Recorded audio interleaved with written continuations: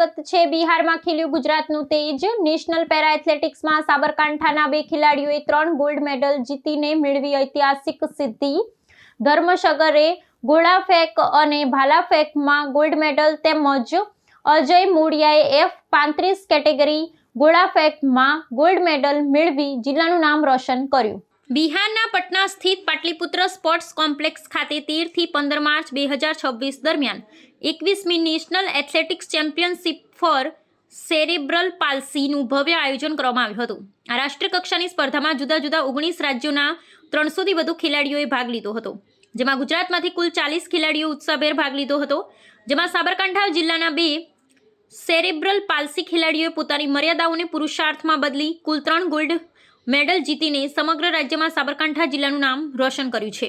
સાબરકાંઠાના ઈડર તાલુકાના સાબલી ગામના ધર્મજીગરભાઈ સગરે 12 થી 15 વર્ષની વય મર્યાદાની સબ જુનિયર કેટેગરીમાં ભાગ લીધો હતો। ધર્મે પોતાની અસાધારણ ખેલદિલીનો પરિચય આપતા ગોળાફેંક અને ભાલાફેંક એમ બંને રમત સ્પર્ધાઓમાં ગોલ્ડ મેડલ પ્રાપ્ત કરી બેવડી સફળતા હાંસલ કરી છે।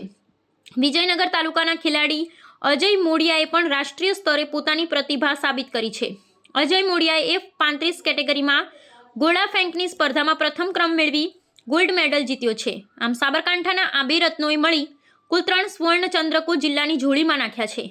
સેરેબ્રલ પાલ્સી જેવા શારીરિક સ્થિતિ હોવા છતાં આ ખેલાડીઓએ નેશનલ લેવલે જે સિદ્ધિ મેળવી છે તે અન્ય દિવ્યાંગ બાળકો અને યુવાનો માટે પ્રેરણાનો સ્ત્રોત બની છે।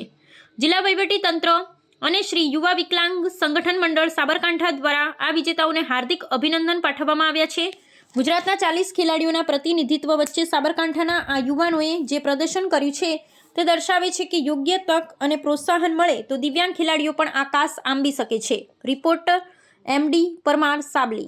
આવા ન્યૂઝ જોવા માટે સાબર આવાઝ YouTube ચેનલને સબસ્ક્રાઇબ કરો અને લાઇક કરો, જેથી હવે પછીના દરેક સમાચાર સબસ્ક્રાઇબ કરેલા હશે તેઓને નવા સમાચારની માહિતી મળી જશે।